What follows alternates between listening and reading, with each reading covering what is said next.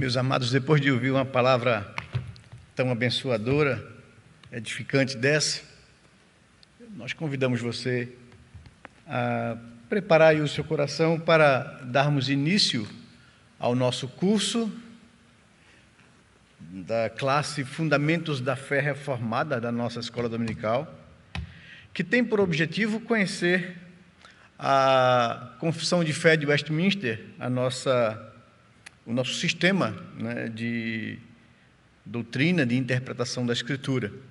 Então, nós vamos começar hoje essa classe. Iríamos começar de forma presencial, mas esse novo decreto nos impediu. Mas nós vamos começar mesmo assim nesses próximos 2 domingos, hoje e o domingo dia 14, e no domingo seguinte, terceiro domingo do mês, nós retomaremos a classe de forma presencial. Então você pode ainda se inscrever na classe, se você ainda não fez, e nos acompanhar nessa primeira lição de hoje, que nós trataremos sobre a Sagrada Escritura. A Confissão de Fé de Westminster começa no primeiro capítulo dela, tratando sobre a Palavra de Deus, a nossa única regra de fé e prática. Então, convido vocês a estarem conosco, acompanhando esse estudo, pegando aí a sua Bíblia, conferindo, para que nós possamos fundamentar bem a nossa fé nas verdades da Palavra de Deus.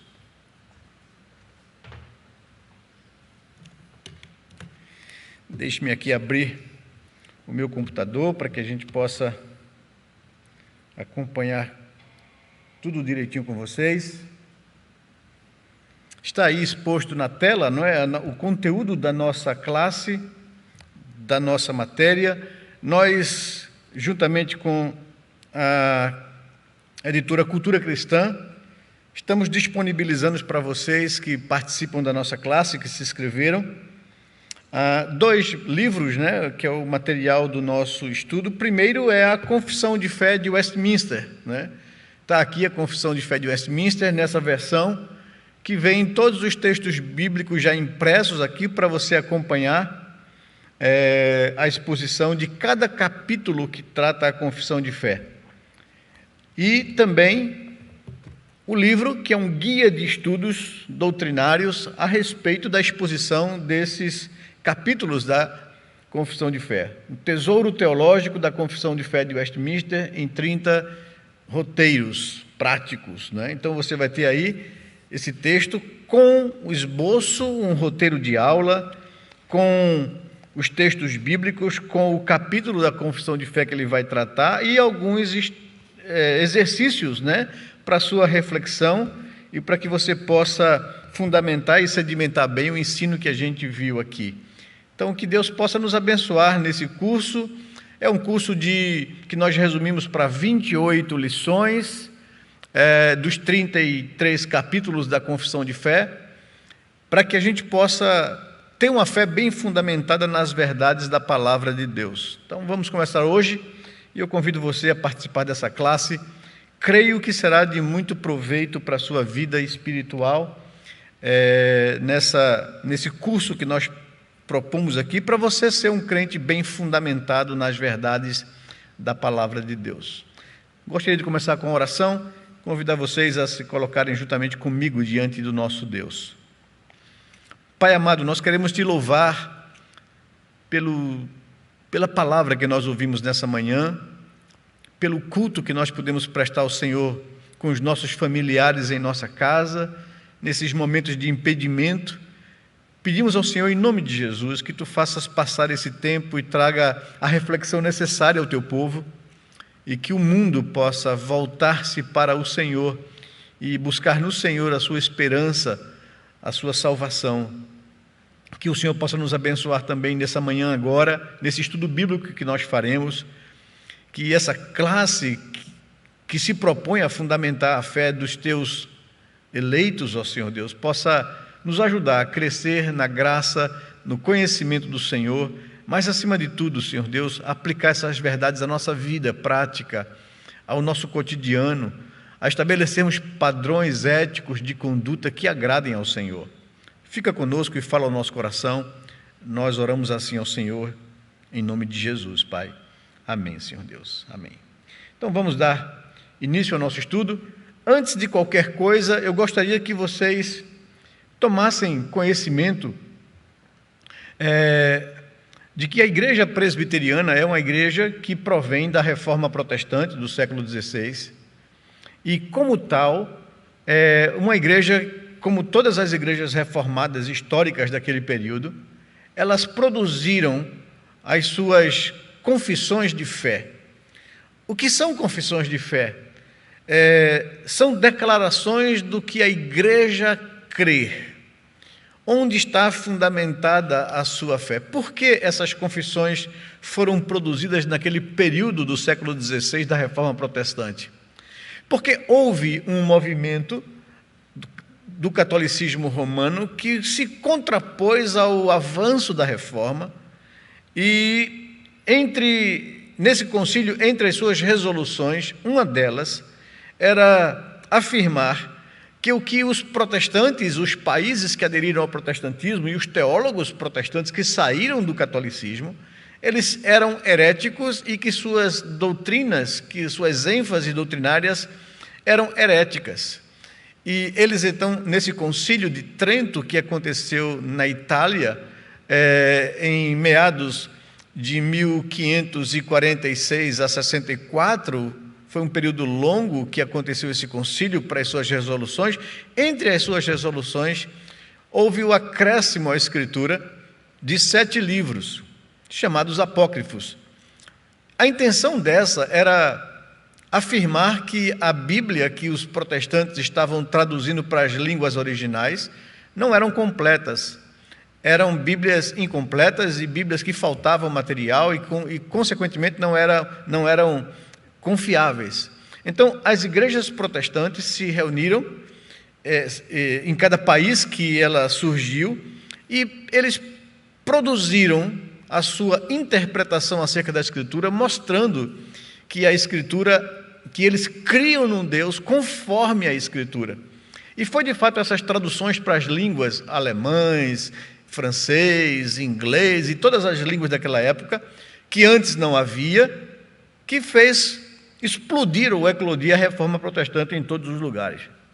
Por isso, a Confissão de Fé de Westminster, que foi feita um século depois na Inglaterra para reformar a igreja anglicana ou a igreja da Inglaterra, começa com o primeiro capítulo sobre as Sagradas Escrituras. E eu, então, convido vocês a observarem comigo. Vejam o conteúdo que nós vamos trabalhar com vocês nesse período aqui, desse curso. Primeira lição de hoje, a Sagrada Escritura. A segunda lição, Deus e a sua Santíssima Trindade ou Triunidade, o ser de Deus. Quem é esse ser que a Bíblia nos apresenta? Veremos na terceira lição os eternos decretos de Deus, depois a criação, a providência, a queda do homem, o pecado e suas consequências, o pacto de Deus com o homem, o pacto de Deus intervir e redimir esse homem que ficou debaixo de condenação e culpa, o mediador, Cristo Jesus, o Filho de Deus, a segunda pessoa da divindade. Vamos ver sobre o livre-arbítrio, que é um assunto muito tratado nos meios evangélicos hoje, a vocação eficaz, a chamada eficaz do crente, a justificação, a adoção, a santificação, a fé salvadora, o arrependimento para a vida, as boas obras e o lugar dela na vida cristã, a perseverança dos santos, a certeza da graça e da salvação, a lei de Deus, qual a sua aplicabilidade para a nossa vida, a liberdade cristã e a liberdade de consciência, o culto religioso, o matrimônio e o divórcio, a igreja e a comunhão dos santos, os sacramentos, o batismo e a ceia do Senhor, a disciplina eclesiástica, os sínodos e concílios de como a igreja se organiza, o estado do homem depois da morte e da ressurreição, o juízo final e 2 últimos capítulos, o Espírito Santo e o amor de Deus e as missões. É nisso que nós vamos nos ocupar nesse curso que trata da Confissão de Fé de Westminster, que é o fundamento da nossa fé reformada. E nós vamos, então, dar continuidade, iniciando hoje a primeira lição sobre a Escritura Sagrada. Temos aqui 3 objetivos com essa aula de hoje, com essa lição de hoje. É entender que a Escritura Sagrada, em primeiro lugar, é a revelação de Deus. É o Deus Criador revelando-se ao homem, a sua criatura. Segundo, nós vamos como objetivo, a palavra de Deus, ela é viva, ela atua, ela opera, ela regenera, ela transforma o ser humano. Nós vamos ver isso aqui também com vocês, é o nosso segundo objetivo. E o terceiro é mostrar que a palavra de Deus, ela é completa e ela é suficiente, que o homem não precisa absolutamente de mais nada, senão somente da palavra de Deus, para conhecer a Deus e para se aproximar de Deus e para ser redimido da sua culpa e do seu pecado. Então esse é o nosso objetivo aqui. Mas antes da gente começar, deixe-me fazer uma brincadeira para quebrar gelo com vocês aqui. Faça um teste aí na sua casa. O que você sabe sobre a Bíblia? Vamos fazer essa brincadeira de perguntas e respostas aqui. O que significa a palavra Bíblia? Você sabe, né? Vou aqui te dar 3 opções para você escolher uma delas. A Bíblia o termo significa palavras, leis ou livros. O que é que você acha aí? A, B ou C? Responda. Se você respondeu a letra C, livros, você acertou. É exatamente isso o que a palavra Bíblia significa. Vem de um termo grego, biblos, que significa livros ou coletânea de livros. A Bíblia, então, é uma coleção de livros sagrados, não é? E a gente vai ver mais perguntas aqui para testar o seu conhecimento da palavra de Deus. Você sabe quanto tempo levou para que toda a Bíblia fosse escrita? Vou te dar 3 opções aqui de resposta. Aproximadamente 1.600 anos, letra A. Aproximadamente 1.900 anos, letra B. Ou aproximadamente 2.500 anos, letra C. Escolha a sua resposta. E se você respondeu a letra A, você acertou. A Bíblia, para ser escrita em todos esses livros, demorou aproximadamente 1.600 anos.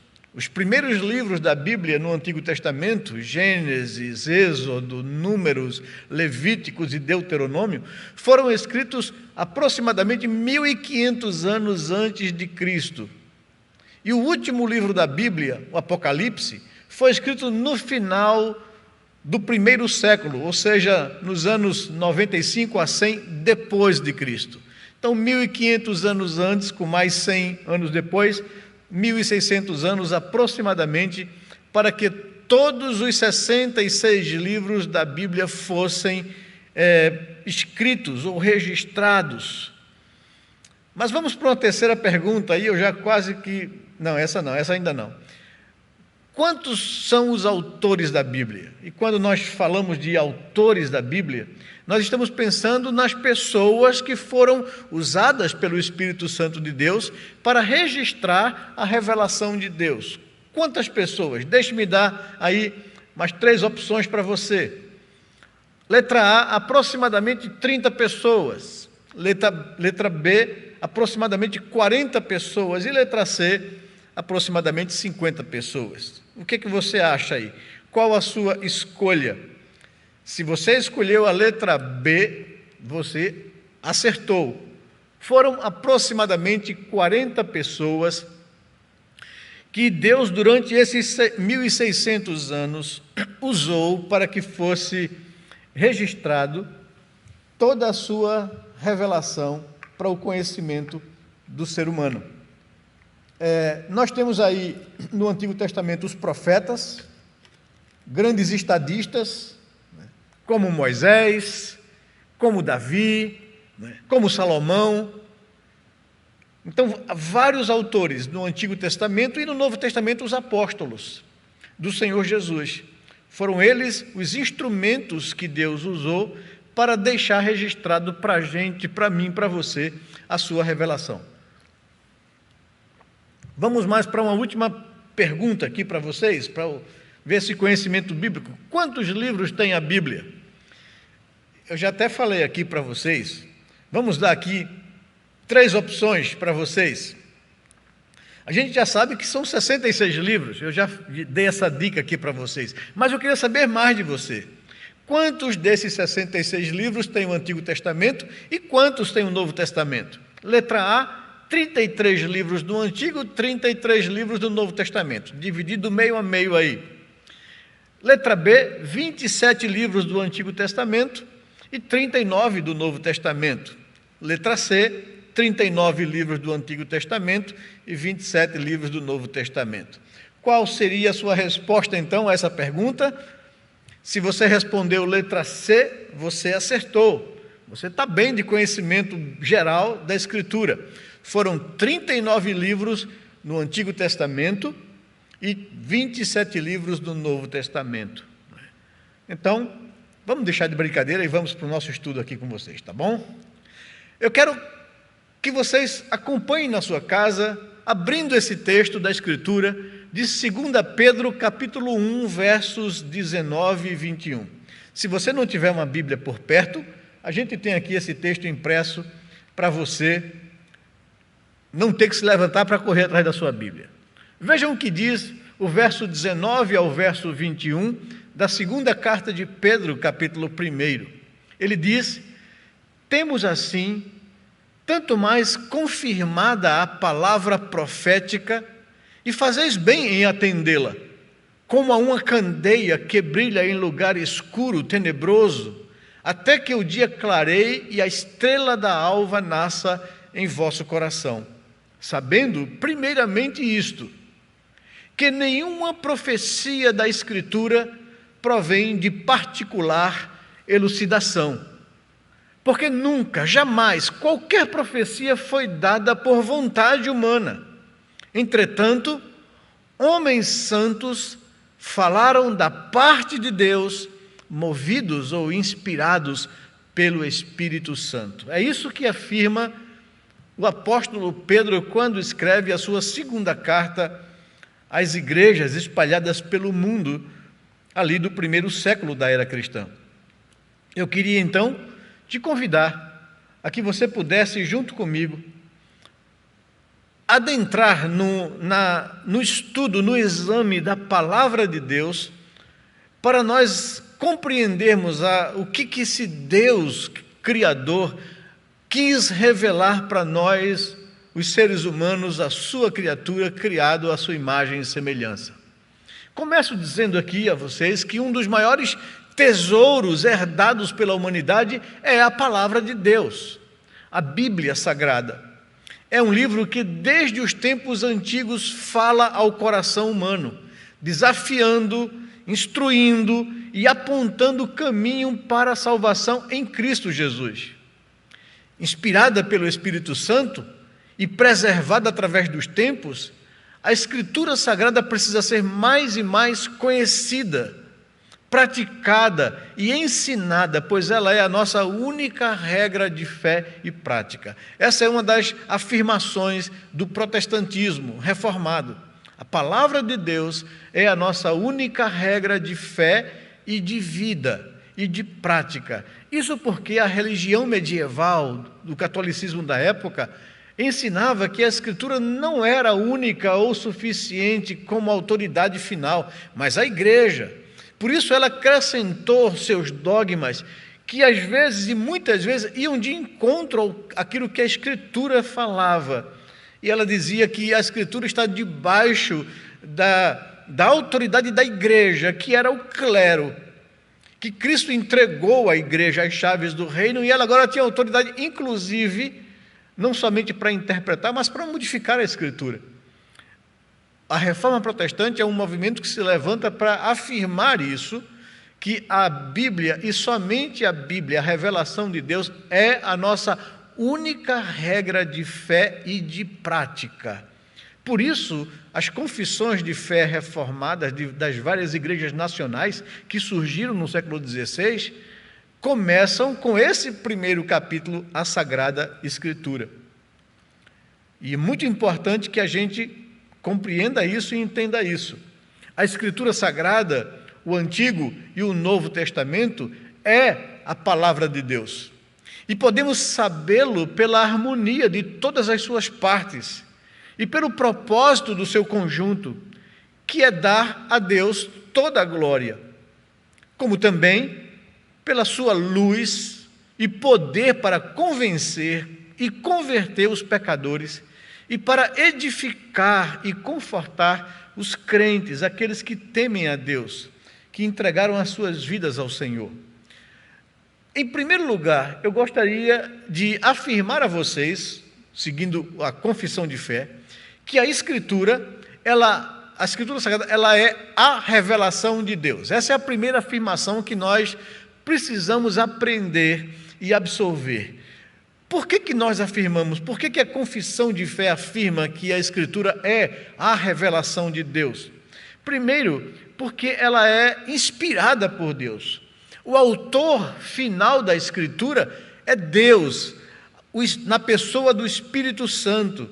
Vejam o que diz esse texto, e aqui eu queria chamá-lo a exercitar comigo a busca e a confirmação da própria palavra de Deus, das afirmações teológicas que a confissão de fé faz, porque esses homens gastaram 5 anos e meio reunidos todos os dias, das 9 da manhã às 5 da tarde, para tratar de todos os temas que a Bíblia traz, e eles organizaram isso de forma sistemática para o nosso ensino e para o nosso conhecimento, para que o estudo fosse feito de forma mais direcionada. É isso que é uma confissão de fé. Ela extrai das Escrituras as verdades doutrinárias que Deus traz e que aqui foram entregues progressivamente e cronologicamente e não arrumadas de forma sistemática. As confissões de fé são, então, a sistematização, a arrumação sistemática de todas as verdades que Deus revelou na sua palavra. Então, é muito importante, e isso os teólogos que formaram as confissões de fé reformadas do século XVI e XVII, eles faziam questão de gastarem textos da palavra de Deus para confirmar aos seus leitores aquilo que eles estavam afirmando vem da Escritura. 2 Timóteo capítulo 3, verso 16, mostra de forma clara, além do texto de 2 Pedro que nós lemos, que a Bíblia, a Escritura, é inspirada por Deus. Ela foi soprada por Deus. O Espírito Santo moveu homens a deixarem registrado aquilo que Deus queria que ficasse para o nosso conhecimento. O verso 16, então, de 2 Timóteo, capítulo 3, nos diz que toda a Escritura é inspirada por Deus. E como uma Escritura inspirada por Deus, ela é útil para o ensino, para a repreensão, para a correção, para a educação na justiça. Então, a Bíblia afirma isso, que ela é inspirada por Deus, que Deus é o autor final disso, como nós lemos no texto de 2 Pedro, capítulo 1, que nenhuma profecia da Escritura provém de particular elucidação, porque jamais nenhuma profecia foi dada por vontade humana. Entretanto, homens santos, separados, homens que andavam com Deus, foram movidos ou inspirados pelo Espírito Santo para deixar registrado para o conhecimento de todo ser humano quem Deus é e o que Ele quer do homem. Então, a Escritura Sagrada, ela é a revelação desse Deus, ela foi inspirada por Deus. Mas, em segundo lugar, não somente o homem tem conhecimento de Deus pela Escritura, mas a própria natureza revela a Deus. A natureza, a criação, as coisas criadas apontam para que existe um ser que criou todas essas coisas com a beleza e a precisão que elas foram criadas. O Salmo de números 19, versículos de 1 a 4, nos fala sobre isso, sobre esse Deus, sobre essa criação que revela quem está por trás de todas as coisas. O salmista diz assim, numa linguagem poética: os céus proclamam a glória de Deus e o firmamento anuncia as obras das suas mãos. Um dia discursa a outro dia, e uma noite revela conhecimento a outra noite. Não há linguagem, nem há palavras, e deles não se ouve nenhum som, nenhuma voz. No entanto, por toda a terra se faz ouvir a sua voz e as suas palavras até os confins da terra. O salmista está afirmando aqui que a criação manifesta, deixa claro, expressa e revela que existe um ser inteligente e superior que criou todas essas coisas, que essas coisas belas, magníficas, precisas da sua função e ação, não pode ser fruto de um acaso, de uma explosão cósmica, mas sim de uma mente inteligente por trás de todas as coisas. O apóstolo Paulo, escrevendo a sua carta aos crentes de Roma, ele fala acerca de que todo homem, por causa dessa revelação natural, é indesculpável diante desse Deus. Veja o que diz Romanos capítulo 1, verso 20. Acompanhe comigo essa leitura. Diz assim o texto: os atributos invisíveis de Deus, assim o seu eterno poder, como também a sua própria divindade, claramente se reconhecem desde o princípio do mundo, sendo percebidos por meio das coisas que foram criadas. Por causa disso, os homens que se rebelam contra Deus, que não reconhecem a Deus, são indesculpáveis diante de Deus. Então, existe a revelação natural, que está aí nas coisas criadas, na beleza da criação, do universo, mas só que tem um problema, que essa revelação só nos diz que existe um Deus, mas não nos fala como Ele é, quem Ele é e o que Ele quer de nós. Por isso, então, Deus se revelou na Escritura, revelou a si próprio, revelou a sua vontade, o que Ele espera do homem.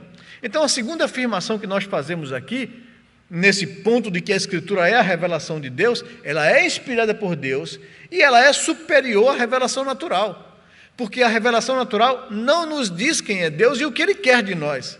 A revelação natural só diz: existe um Deus, e por isso todo homem é indesculpável diante dele, se não o adorar, se não o reconhecer, se não crer nele.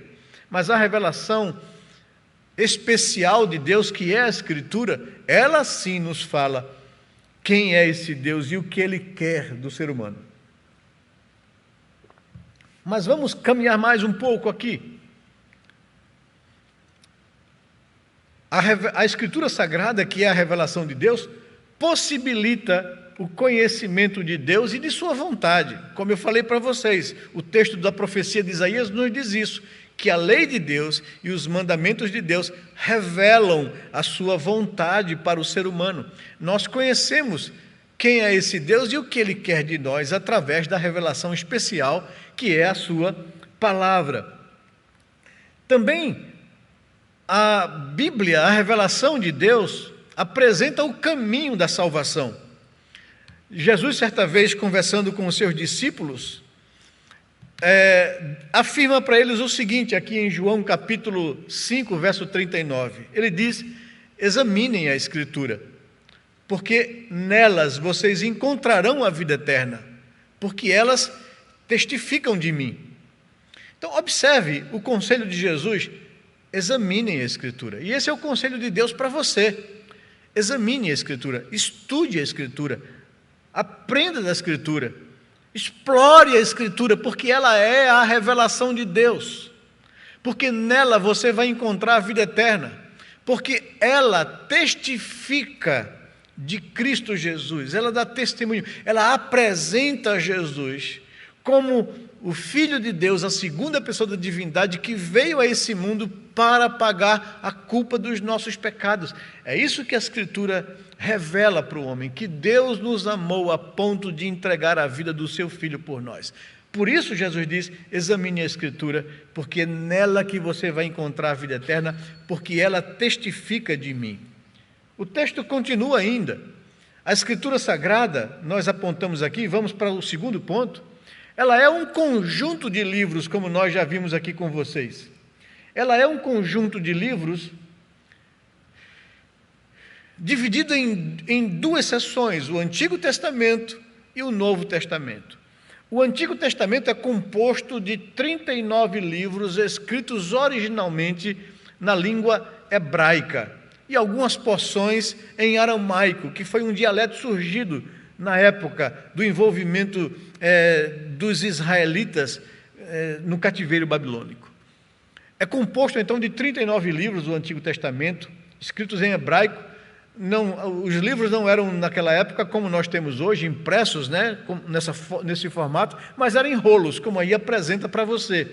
Esse é um rolo do Antigo Testamento em hebraico.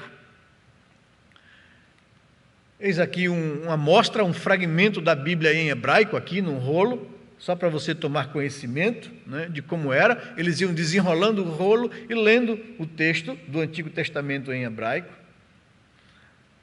Vou mostrar aqui um texto bíblico em hebraico para vocês verem como é. Deixa eu voltar aqui. Pronto. Gênesis capítulo 1, versículo 1, na língua hebraica. Olha para aí como é essa língua estranha, né, para a gente. Eu digo que parecia uma galinha que pisou numa lata de tinta e saiu por aí e inventaram o hebraico, né? Uma língua consonantal. Imagine, uma língua sem vogais, só consoantes. Você tem que conhecer, mesmo sendo nativo, para aprender o fonema, a maneira que se fala. Esse texto, Gênesis capítulo 1, versículo 1, ele, em hebraico, seria mais ou menos isso aqui. Bereshit bara Elohim et hashamayim ve'et haaretz, que significa Bereshit, no princípio, bara, criou, Elohim, Deus, Hashamayim, et Hashamayim, os céus, ve'et e haaret, a terra. No princípio criou Deus os céus e a terra, né? Só para que você tenha, assim, uma familiaridade com a língua hebraica, né? Essa língua estranha ao nosso conhecimento, né, de língua, porque ela se escreve e se lê ao contrário do que a gente está acostumado. Ela se escreve e se lê da direita para a esquerda, né? É assim que foi escrito o Antigo Testamento na língua original dos hebreus, do povo de Abraão, né, da nação de Israel, que Deus foi então chamando. Vamos lá. A Escritura Sagrada é um conjunto de livros, e vamos ver a classificação literária do Antigo Testamento. Os 39 livros, a sua disposição. Nós dividimos o Antigo Testamento em 4 partes para melhor compreender, em 4 seções. E aí você pode acompanhar. Os livros da lei é a primeira seção do Antigo Testamento, né? Ou Pentateuco. São 5 livros. Também é a chamada Torá judaica, né? A Torá dos judeus. O livro de Gênesis, Êxodo, Levítico, Números e Deuteronômio, escritos pelo grande estadista do povo de Israel, Moisés, aquele que libertou o povo do Egito. Pentateuco, os 5 primeiros livros da lei, os livros da lei, a Torá judaica. Mas também tem a segunda seção, que são os livros históricos, que narra a história do povo de Deus, do povo de Israel no Antigo Testamento. São 12 livros. Aqui, os livros de Josué, Juízes e Rute. 1 Samuel, 2 Samuel, 1 Reis, 2 Reis, 1 Crônicas, 2 Crônicas, Esdras, Neemias e Ester. São esses os 12 livros históricos do Antigo Testamento. 5 livros da lei, 12 livros históricos, não é? E depois vem a terceira seção, que são os livros poéticos. Quais são os livros poéticos, a seção de livros poéticos do Antigo Testamento? É o livro de Jó, que é a história de um patriarca que viveu no período, né, dos patriarcas de Abraão, de Isaac e Jacó. A forma do livro de Jó é uma narrativa poética, bem como o livro de Salmos, a maioria dos salmos de Davi, também Moisés escreve um salmo, os filhos de Corá, ou de Coré, né? E os livros de Provérbios, Eclesiastes e Cantares, escritos pelo rei Salomão, filho de Davi. São 5 livros poéticos aqui no Antigo Testamento. Lembra?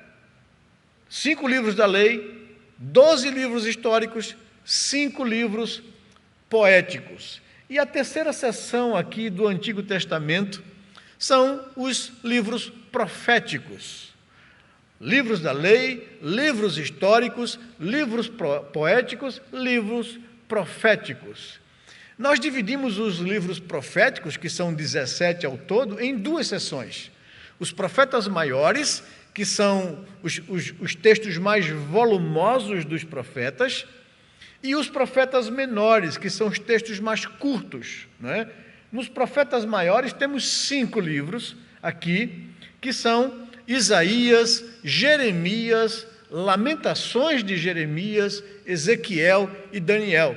5 profetas maiores. E 12 profetas menores, que estão aí: Oséias, Joel, Amós, Obadias, Jonas, Miqueias, Naum, Abacuque, Sofonias, Ageu, Zacarias e Malaquias, né? Então, só recapitulando para você, o Antigo Testamento é a primeira seção da Escritura, da Bíblia. Tem 39 livros escritos em hebraico e algumas porções em aramaico. São divididos em 4 seções, os livros da lei, 5 livros da lei. É muito fácil você memorizar isso, porque são 5 livros da lei, 12 livros históricos, 5 livros poéticos, e os proféticos são 5 maiores e 12 menores. Número 5 e número 12, você aí memoriza bem a arrumação dos livros do Antigo Testamento. E agora nós vamos ver o Novo Testamento. O Novo Testamento aqui é composto de 27 livros, originalmente escritos no grego koiné, o grego comum. Então, são 27 livros, escritos depois de Cristo. Os 39 do Antigo Testamento foram antes de Cristo. O primeiro livro, ou a primeira seção, foi escrito há 1.500 anos, e o último livro do profeta Malaquias, escrito 400 anos antes de Cristo. Houve um período de silêncio de Deus em revelar-se para o homem, e só voltou então a revelar-se quando o Messias veio e nasceu. E aí o Novo Testamento testifica ou testemunha de que o Messias prometido em todo o Antigo Testamento veio para cumprir a vontade de Deus. O Novo Testamento, então, composto de 27 livros, tem aqui um fragmento da Bíblia em grego, para que você possa se familiarizar e tomar conhecimento. Eis aí um fragmento da Bíblia na língua grega, no grego koiné, grego popular, grego comum, o grego falado. E vamos aqui para um texto em grego, para você também se familiarizar um pouco com o texto em grego. Eis aí o texto de João, capítulo 1, versículo 1, né? Aquele texto que nos diz que no princípio era o Verbo, e o Verbo estava com Deus, e o Verbo era Deus. Lá no grego, exatamente, em arché, em hologos, kai hologos, em prostonteon, kai theos, em hologos. Eis aí a língua grega, só para você ter uma ideia, né, de como era pronunciada essa língua. No princípio era o Verbo, em arché, em hologos. E o Verbo estava com Deus, kai hologos, em prostonteon. E o Verbo era Deus, kai theos em hologos. Eis aí, então, o texto em grego, para que você possa tomar um pouco de conhecimento dele. A classificação literária do Novo Testamento se dá assim: também dividimos em 4 seções, assim como o Antigo Testamento. A primeira seção são os evangelhos, ou os livros biográficos que tratam da vida de Jesus, que apresentam Jesus como sendo o Messias enviado por Deus. Eis aí os 4 evangelhos, ou os 4 livros biográficos: o Evangelho de Mateus, o Evangelho de Marcos, o Evangelho de Lucas e o Evangelho de João. Esses 3 primeiros evangelhos, Mateus, Marcos e Lucas, são chamados de evangelhos sinóticos, ou que eles seguem um mesmo modelo cronológico de narrativa da vida de Jesus. O Evangelho de João segue um outro caminho, ele apresenta Jesus e os diálogos de Jesus com as pessoas, sem seguir Mateus, Marcos e Lucas, que seguiam uma cronologia.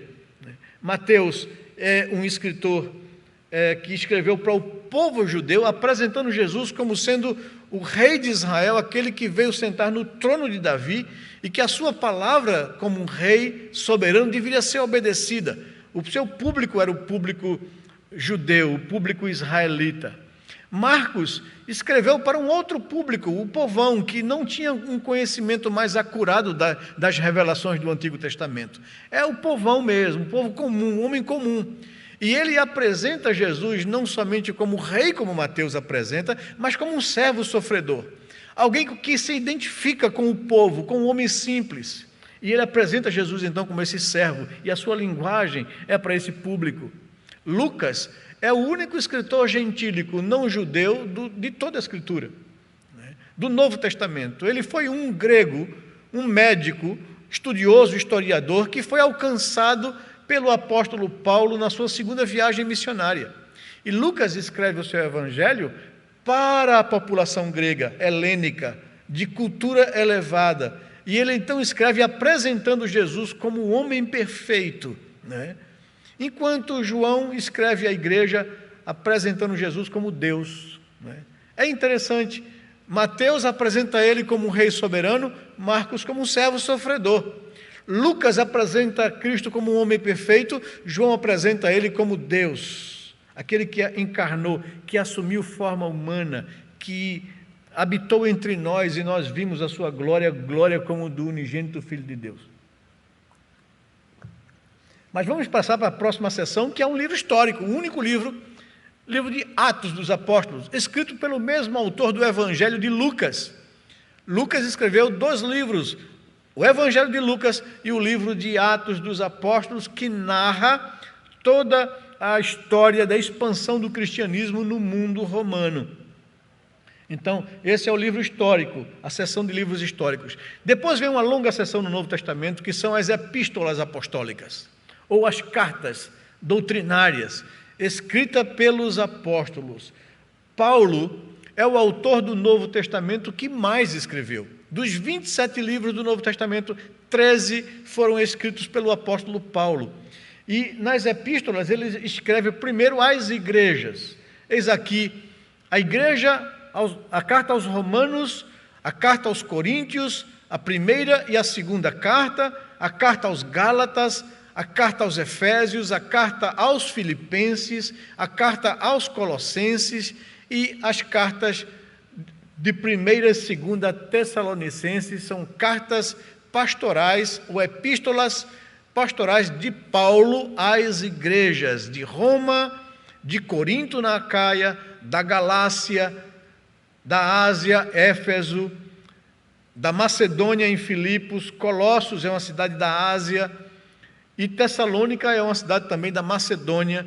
Eis aí as cartas de Paulo às igrejas. Mas Paulo não escreveu somente às igrejas, ele escreveu também a pastores. Cartas dirigidas a pastores que eram seus discípulos e que Paulo colocou essas pessoas para cuidar das igrejas. 2 cartas a Timóteo, o filho na fé de Paulo alcançado na segunda viagem missionária. Carta de Paulo a Tito e carta de Paulo a Filemão, que era um presbítero, um pastor, na cidade de Colossos, lá na Ásia. Então, na seção do Novo Testamento de epístolas apostólicas ou cartas doutrinárias, nós temos então 13 cartas de Paulo, 9 dirigidas às igrejas e 4 dirigidas a pastores. Mas também nós temos as epístolas gerais, né? Ou as cartas gerais, escritas por vários dos apóstolos. São 8 cartas aqui. A carta aos Hebreus, que é o único livro do Novo Testamento que não tem identificação de autor, né? O autor simplesmente não quis se identificar.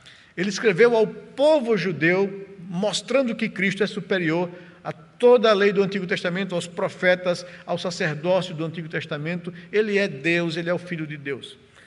A carta de Tiago, irmão do Senhor Jesus, as 2 cartas de Pedro, apóstolo de Jesus, 3 cartas do apóstolo João, dirigidas às igrejas, e uma carta de Judas. Judas, irmão de Tiago, irmão do Senhor. São aí as epístolas gerais, 8 cartas, como as 13 de Paulo, aí vão dar então 22 cartas no Novo Testamento, tá bom? Vamos lá para a última seção do Novo Testamento, que é o livro profético, que é o Apocalipse de João. O mesmo João que escreveu um evangelho e o mesmo João que escreveu 3 cartas às igrejas, escreve também o livro profético do Novo Testamento, que é o Apocalipse de João.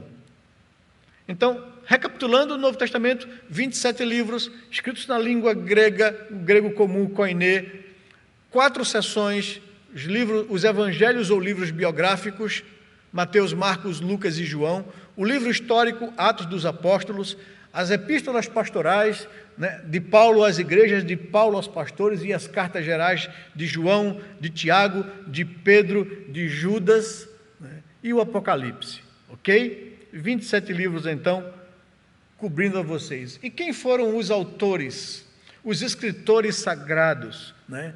A Bíblia é uma invenção humana. São mais ou menos 40 homens que foram escrevendo aí e juntaram esses livros. Ela mesma diz isso quando nós lemos o texto de 2 Pedro, capítulo 1, verso 19 a 21. Nenhuma profecia da Escritura provém de particular elucidação. Não é a mente de Moisés, não é a mente de Davi, ou o que Davi pensava sobre a vida, que ele começou a refletir e escreveu. Não, a Bíblia diz que não. A Bíblia diz que Deus usou as características desses homens, que não violentou a consciência deles, mas esses homens foram inspirados, supervisionados, movidos, levados pelo Espírito Santo a registrarem aquilo que Deus queria que ficasse para o nosso conhecimento.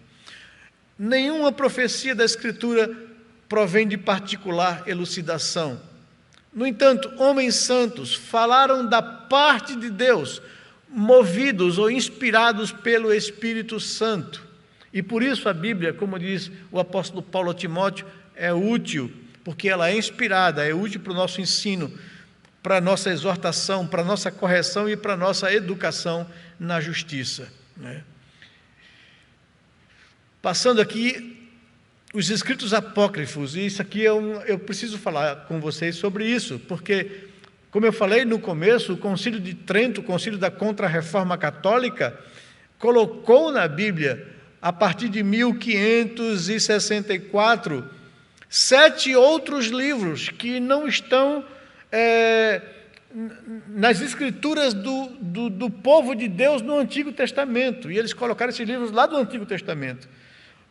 O povo judeu tinha muitos outros escritos, é um povo que tem como arte a escrita, e tem livros que são comentários acerca da história do povo de Israel. Por exemplo, quais são os livros apócrifos ou livros não inspirados que foram colocados a posteriori dentro da Escritura no catolicismo romano do século XVI, fruto do Concílio de Trento na Itália? É o livro de Tobias, Judite, 1º e 2º Macabeus, o livro de Sabedoria, o livro de Eclesiástico, não confundir com Eclesiastes, que é um livro da Escritura, e Baruque, né?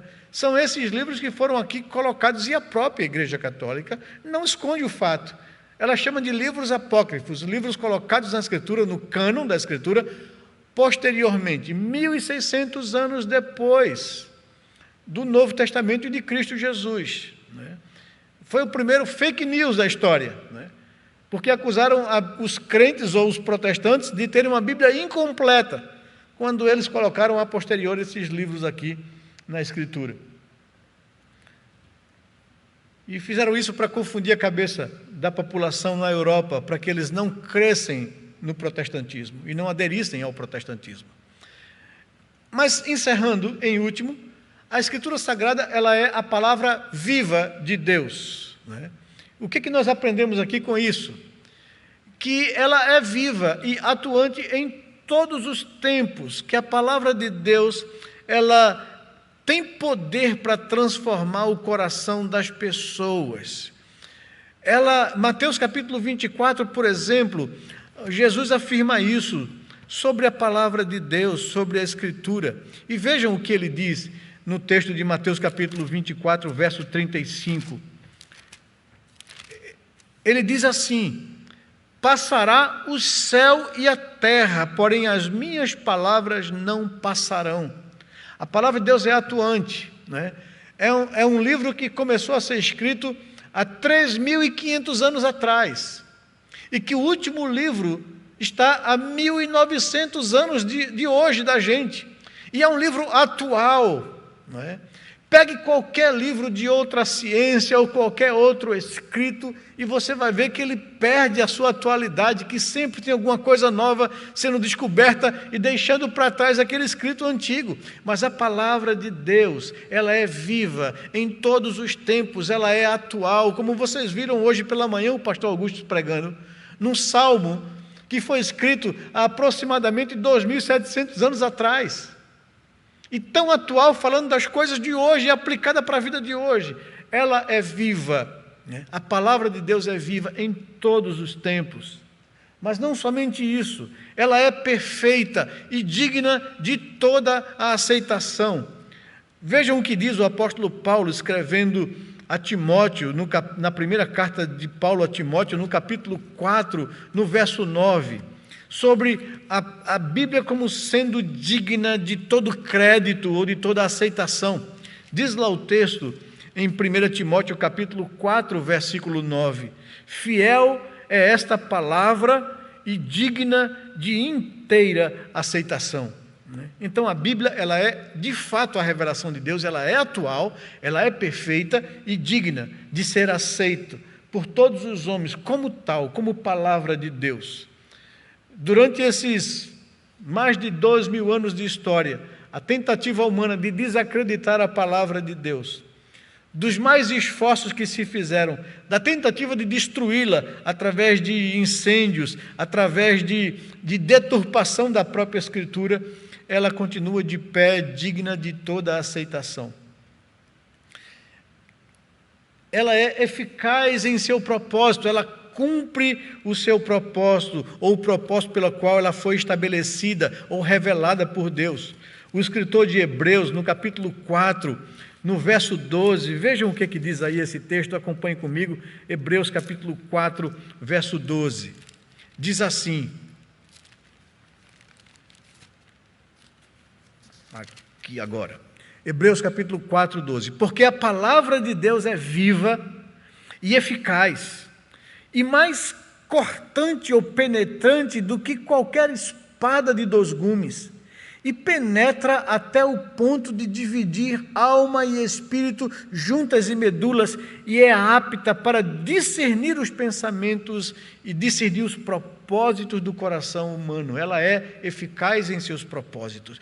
A palavra de Deus, ela é penetrante, ela é cortante, ela é reveladora, ela divide o indivisível, é isso que o texto está dizendo aqui. E ela é apta para descobrir os segredos do coração do homem e colocar todo homem exposto diante de si mesmo e diante de Deus. É essa palavra viva, né? É viva em todos os tempos, é perfeita e digna de aceitação, e ela é eficaz em seu propósito. Ela fala ao coração do homem. Em quarto, ela é esclarecida e ela é aplicada pelo Espírito Santo. Não é que há mágica na letra da Escritura, mas é que o Espírito Santo de Deus esclarece a mente humana e aplica a verdade ao coração do homem. É um instrumento que Deus quer para tornar o coração do homem diante dele exposto e diante de si mesmo. Deus não somente inspirou esses homens a escreverem, mas o Espírito Santo é quem aplica, é quem esclarece, é quem torna claro para o homem a Escritura, quando ela é ensinada, pregada e anunciada. É isso que diz o texto de 1 Coríntios capítulo 2, versos de 10 a 13, aí que você vai conferir depois em casa. Eu preciso correr, porque senão meu tempo já estoura. A Escritura Sagrada, ela é a palavra viva de Deus, também porque ela é estendida a todos os povos. E aí você percebe, Jesus, enquanto esteve aqui, na sua fase pública, de 3 anos antes de morrer naquela cruz, que era o propósito pelo qual ele veio ao mundo, ele juntou 12 apóstolos e ensinou esses homens em toda a verdade de Deus. E após a sua morte, ressurreição, ele aparece para essas pessoas, para os apóstolos, e diz para eles: vocês agora têm a responsabilidade de fazer com as pessoas o que eu fiz com vocês. Por isso saiam por todo mundo e façam discípulos. Discípulo é um seguidor de Cristo. Assim como os 12 seguiram a Cristo e aprenderam de Cristo, agora o Senhor está dizendo que eles estão aptos para ensinar a outras pessoas. Vão por todo mundo, façam discípulos de todas as nações, batizem os que creem em nome do Pai, do Filho e do Espírito Santo e ensine essas pessoas a guardarem as coisas que eu tenho ensinado a vocês. A palavra de Deus, a revelação de Deus deve ser estendida a todos os povos. Marcos nos diz que eles deveriam ir a todas as nações, a todas as etnias da terra, para anunciar o Evangelho ou a revelação de Deus, do amor de Deus, que deu seu Filho para resgatar o ser humano perdido em seus pecados. E eu enrolei vocês, eu disse que era o último é agora. A Escritura é a palavra completa de Deus. Ou seja, o seu conteúdo é suficiente para os propósitos de Deus. João, no capítulo 20, encerrando o seu evangelho, verso 30 e verso 31, ele nos diz que Jesus fez muitos outros sinais e prodígios que não estão escritos nesse livro.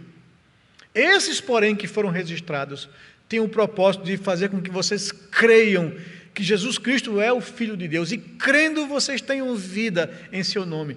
Esse é o propósito, e a Bíblia é suficiente para levar o homem à presença de Deus, ao reconhecimento de seu pecado e à salvação em Cristo Jesus, quando crê na suficiência da sua obra. Então a Escritura, ela é suficiente. Não precisamos de mais absolutamente nada para que o homem seja salvo e chegue ao pleno conhecimento da verdade. Ela é completa, mas não somente isso. O seu conteúdo é suficiente para os seus propósitos, mas a sua alteração acarreta juízo e condenação. E aqui eu quero dar uma palavra muito séria a vocês, cristãos. Por que nós zelamos tanto por procurar ser fiel na exposição do texto bíblico? Por que nós evitamos ao máximo botar elementos nossos e humanos no ensino e na pregação da Escritura? Porque a Bíblia adverte a todo aquele que se mete a pregar ou a ensinar a Escritura, de que se eles alterarem alguma coisa na Escritura, eles serão merecedores de juízo e de condenação, porque alteraram a revelação de Deus, enganando as pessoas. Veja o que diz Apocalipse, no capítulo 22, no verso 18. Quão pesa essa responsabilidade sobre aqueles que se arvoram a pastorear e a pregar e a ensinar a Escritura. O verso 18 de Apocalipse, capítulo 22, fechando a Escritura, João diz assim: eu, a todo aquele que ouve as palavras da profecia deste livro, testifico, se alguém lhes fizer qualquer acréscimo, Deus lhe acrescentará os flagelos escritos neste livro.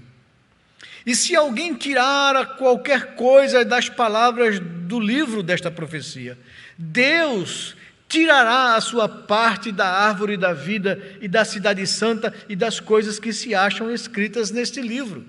Essa é uma séria advertência. E eu queria chamar a sua atenção para entender a necessidade que nós cristãos, eu e você, temos de examinar a Escritura para encontrar nelas a vida eterna e não alterar a Escritura, colocando acréscimos ou omitindo coisas para nossa conveniência de vida. Nós precisamos conhecer a palavra de Deus para viver a palavra de Deus. É isso que Deus requer de todos nós. E por fim, aqui e agora, devem ser rejeitadas quaisquer novas revelações. Alguém já falou, até pensando na questão anterior, do zelo em se expor, em se ensinar a Escritura com fidelidade, de que você não deve procurar uma igreja mais próximo da sua casa, mas você deve procurar uma igreja mais próxima à Escritura, que prega a palavra de Deus com seriedade, com zelo, com fidelidade, e que não coloca elementos estranhos à Escritura, não alterando o seu conteúdo ou omitindo alguma coisa que não seja conveniente às pessoas. E nesse ponto aqui, que você deve rejeitar toda e qualquer nova revelação, o apóstolo Paulo, escrevendo aos Gálatas, no capítulo 1, no verso 8 ao verso 9, afirma isso com toda o pesar. Ele diz o seguinte no verso 8 e verso 9: ainda que nós, ou mesmo um anjo vindo do céu, vos pregue evangelho que vá além do que vos temos pregado, seja anátema, ou seja, maldito. Assim como já dissemos, verso 9, e agora repito: se alguém vos prega evangelho que vá além daquele que recebestes, seja maldito, seja anátema. Isso é muito sério, e isso aponta para o fato de que a Escritura, ela é completa.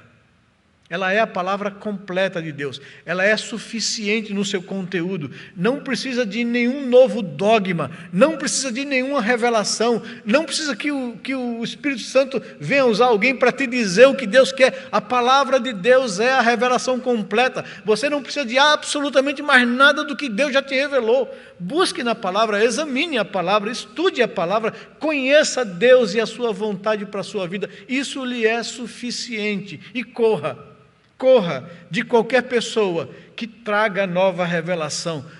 Diz como Paulo: seja maldito, seja anátema isso. E corra de qualquer líder, pastor ou igreja que altera o conteúdo da Escritura, ou que omite, que ameniza, mas procure igrejas que preguem com fidelidade a palavra de Deus. E Deus certamente abençoará a sua vida e abençoará a vida da igreja. Por fim, a sua interpretação requer cuidado e zelo. Por isso, pastores, e por isso, meus irmãos, quando vocês se debruçarem diante da palavra de Deus, busque dele o conhecimento. Ele é quem vai dar a compreensão. Dependa do Senhor para você compreender a Escritura. Leia a Escritura com cuidado, peça a Deus a orientação, peça a Deus que te conduza. Que o Senhor nos abençoe, que Ele derrame graça sobre os nossos corações, e eu convido você a continuar na nossa classe de Fundamentos da Fé Reformada. No próximo domingo nós vamos trazer a lição sobre o ser de Deus, aprender um pouco do que esse Deus se deixou conhecer pela sua palavra. Amém? Vamos orar ao Senhor e encerrar esse momento aqui. Pai bendito, Deus amado, Deus de amor e misericórdia, nós te somos muito gratos por tua palavra que o Senhor nos deu, para conhecermos o Senhor e a tua vontade para as nossas vidas. Dá-nos, ó Senhor Deus, sede, desejo de conhecer o Senhor, de conhecer a tua vontade, de conhecer a tua palavra. Ajuda-nos, ó Senhor Deus, a seguir a orientação e o conselho do nosso amado Redentor, quando nos disse: examinai as Escrituras, porque nelas vocês vão encontrar a vida eterna, porque elas testificam de mim. Queremos te conhecer, Senhor Jesus. Queremos conhecer o teu amor, a disposição que o Senhor teve de deixar a glória e se fazer homem, se humilhar e de se deixar morrer naquela cruz, levando sobre ti o nosso pecado e culpa. Muito obrigado por isso. Faz com que nós nos aproximemos da tua palavra com zelo, com temor, dependendo da tua graça, do teu Espírito Santo, para iluminar nossa mente e compreendermos a palavra que foi revelada e inspirada por ele. Abençoa o teu povo que nos acompanha, Senhor Deus. Faz com que haja uma igreja forte, sadia, uma igreja pronta para ser usada como um vaso de honra na mão do seu possuidor. Abençoa a vida de cada um dos meus irmãos. E logo à noite, quando nós nos reuniremos em casa com as nossas famílias, e ouviremos também, não somente cultuaremos, mas ouviremos a exposição da tua palavra pelo pastor Joselito. Fala ao nosso coração, Senhor Deus. É o que nós te pedimos, agradecidos, em nome de Jesus. Amém, Pai amado. Amém.